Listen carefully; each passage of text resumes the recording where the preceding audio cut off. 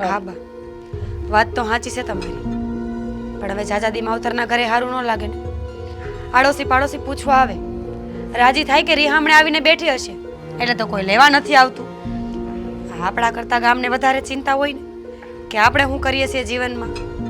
મને થયું કે ગામ વાતું કરે, તમારા દીકરા પાસે સમય ન હોય એટલે વચલો રસ્તો કાઢીને હું હાથે આવતી રહી. મેં કાંઈ ખોટું તો નથી કર્યું ને? ના ના, કાંઈ ખોટું નથી કર્યું.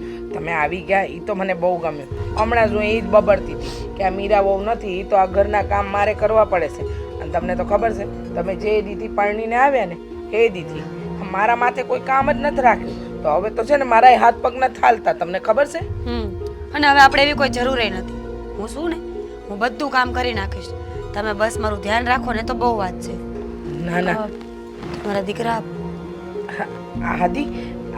આદિ ખેતરમાં આંટો મારવા ગયો છે બેટા.